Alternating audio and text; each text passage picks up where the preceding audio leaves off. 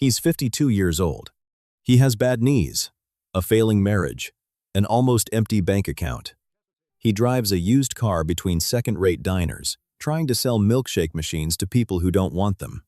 He is not a hero, not yet. He's just a tired salesman on a Wednesday night in 1954, pulling into another anonymous motel parking lot, somewhere in the American nowhere. His name is Ray Kroc, and in a few years, he will own the world. Right now, McDonald's feeds almost 70 million people a day. 70 million. That's more than the entire population of the United Kingdom served every single day, from over 40,000 locations in more than 100 countries. The Golden Arches are the second most recognized symbol on Earth. The first is the Olympic rings. And the man who built all of it? He didn't invent the burger. He didn't build the first restaurant. He didn't even come up with the name. He was a salesman, a nobody, a man the world had basically given up on. But here's the part no one talks about. The way he got there will make you deeply uncomfortable. This is not a simple rags-to-riches story. This is something stranger, something darker. And if you can handle the truth of it, it might change the way you see ambition forever. Ray Kroc grew up in Oak Park, Illinois, a regular kid from a regular family who figured out early on that he hated regular. He dropped out of high school, lied about his age to drive ambulances in World War I, played piano in jazz clubs, sold real estate in Florida during the land boom, and lost everything when it crashed.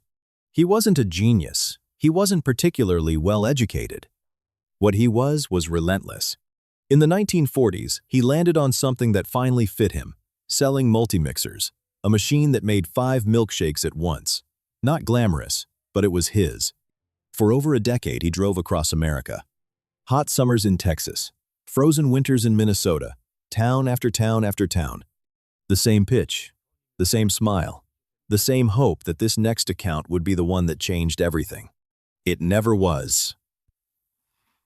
By 1954, he was 52 years old, and the multi-mixer business was dying. Cheaper machines were flooding the market. His income was shrinking. His body ached. And here is the part that most people skip over the part that actually matters. Most men would have stopped. Ray Kroc was physically incapable of stopping. That wasn't strength. It was something more complicated. Think about what 52 actually felt like in 1954. No safety net, no retirement fund, no fallback plan. His marriage was a cold war between two people who had slowly become strangers. He had missed birthdays, school plays, the ordinary accumulation of a family life, all of it sacrificed at the altar of the road. And what did he have to show for it? A suitcase, a sample case, and a business that was slowly going under. This is the moment most stories ignore. The moment before the breakthrough, when everything is at its worst and the temptation to quit is loudest. Ray Kroc didn't quit. Not because he was brave, but because he genuinely didn't know how to live any other way. That restlessness, that refusal to be still, was about to make him a billionaire. And it all started with a very strange order. One day in 1954, a small restaurant in San Bernardino, California, placed an order for 8 multi-mixers. 8.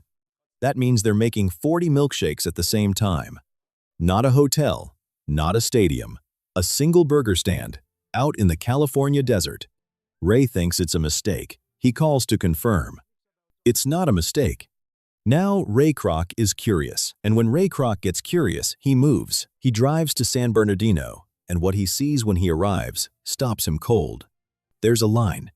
Not the kind of line you stand in, frustrated, checking your watch. A line that's moving, fast, efficiently, almost mechanically. People walk up, order, and in seconds, not minutes, seconds, they walk away with hot food in their hands. Ray stands in the parking lot and watches. He watches for a long time. His salesman brain starts calculating. If you can do this here in this tiny town, what happens if you do it in Chicago, New York, Los Angeles? The answer to that question would eventually be worth $200 billion. But first, Ray needed to understand what he was actually looking at. The restaurant belongs to 2 brothers, Dick and Mac McDonald. And what they have built is not, strictly speaking, a restaurant. It's a machine. To understand why that matters, you need to understand what restaurants were like in 1954. Slow, chaotic, Inconsistent. You'd sit down, wait to be noticed, order from a menu with 50 items, and hope for the best. The food might be great. It might be cold. The burger might be the wrong burger. The service depended entirely on who was working that day. Every meal was essentially a gamble. The McDonald brothers had blown all of that up. They called it the Speedy Service System, and it was almost military in its design. No sit-down tables, no waitresses, no giant menu. Just burger, fries, soda, milkshake. That's it. Every station in the kitchen had one person with one job. The grill man only flipped patties. The fry cook only dropped fries. The dressing station only dressed buns. No one crossed over. No one improvised. The result was something that had never existed before in the food industry. Absolute consistency. It didn't matter if it was Monday morning or Saturday night, your burger tasted exactly the same. Same size, same temperature, same time to receive it. Ray Kroc later said he felt like a country boy who had just seen his first city. He turned to the brothers and said something they'd heard before from other people who'd visited. "You are sitting on a gold mine." The brothers smiled politely. They'd heard it before. They weren't interested, and that right there, that exact moment of disinterest is where the real story begins. Because Ray Kroc left that parking lot a completely different man from the one who arrived. That night, Ray Kroc couldn't sleep. He lay in bed in the same kind of anonymous motel room he'd spent half his life in, and for the first time, something felt different. He kept seeing that line, that moving, efficient, beautiful line. He saw it in Chicago, in Detroit, in Dallas. He saw it on every main street, in every American town. He saw golden arches, a design the brothers had already sketched, rising up across the landscape like a new kind of cathedral. Dick and Mac McDonald saw a nice restaurant they'd worked hard to perfect. They were comfortable. They were profitable. They went home for dinner every night. Ray Kroc saw something that hadn't been built yet, an empire. He pitched the brothers a franchise deal. He'd find operators, secure locations, build new restaurants, exact replicas of the San Bernardino original. They'd get a royalty on every sale. The brothers, cautious from a failed expansion attempt years earlier, agreed, carefully, with tight contracts designed to keep every decision in their hands. Ray signed. He didn't read the fine print carefully enough. That mistake would haunt him and eventually drive him to do something most people would call unforgivable. The early franchises were slow and painful. Every decision had to go through the brothers. Suppliers, menu items, building design, even small operational tweaks all required their approval. And they were 1,800 miles away in California. Ray was hemorrhaging money. He'd mortgaged his house. He was borrowing from friends. His accountant told him he was going broke, running a franchise that was, technically, already a success. Franchisees were making money. The brothers were making money. Ray Kroc was going broke. The contract gave him almost no power, and the brothers liked it that way. The arguments became a constant background noise over suppliers, over pricing, over whether Ray could adapt the menu for different regions. The brothers said no, always no. This was their system. It was perfect. It would not be altered. They weren't wrong about the system. They were wrong about the scale. Two visions. One company. Inevitable destruction. Ray had a decision to make. Accept his cage or find a way to burn it down. His name was Harry Sonneborn, and he walked into Ray's life with an idea so simple and so devastating that it rewrote the entire game. He said, "Ray, you're not in the burger business." Ray looked at him. "You're in the real estate business." Let that sink in for a moment. Here was the insight. Instead of just collecting small royalties from franchise sales, McDonald's Corporation would buy or lease the land that restaurants sat on and then sublease that land to franchisees at a significant markup. The burgers were bait. The land was the trap. Every restaurant that opened made Ray Kroc not just a royalty collector but a landlord with leverage. If a franchisee stepped out of line, he didn't just lose the McDonald's name. He lost his building, his parking lot, everything underneath his feet. Suddenly, Ray Kroc had real power. And with power, the brothers' days were numbered. In 1961, Ray Kroc made the brothers an offer. Buy them out, completely. No more royalties, no more arguments, no more phone calls. He offered $2.7 million, $1 million each, plus taxes. For two men who had started with almost nothing, who had built a simple, perfect burger stand in a California town, it was an enormous number. They accepted. But there was one thing they kept, something Ray couldn't buy. Their original restaurant. The first one. The one he had stood in front of and felt his life change. They kept the name of that location.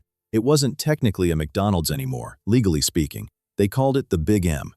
Ray Kroc's response was immediate. He opened a McDonald's directly across the street from the Big M. Not beside it. Not down the road. Directly across the street. Within a year, the Big M was bankrupt. That is who Ray Kroc was. Not a villain, not a hero. A force of nature wearing a suit. He had the company. He had the name. He had the system. Now came the part that no one, not even Ray, could have fully imagined. With full control, Ray moved like a man who knew he was racing the clock. Because he was. He was in his late 50s. He had diabetes. He had arthritis. Most men would be thinking about a garden and a grandchild. Ray Kroc was thinking about every blank main street in America. He understood the one thing that separates businesses that last from businesses that die. You are not selling a product. You are building a system. He obsessed over training. He built Hamburger University, a literal institution dedicated to teaching franchisees the McDonald's method, down to the exact temperature of the oil, the precise weight of the patty, the angle at which the sesame seeds were distributed on the bun. This was not a food business. This was a replication engine. By the late 1960s, McDonald's was opening a new restaurant every day, then every 18 hours, then faster.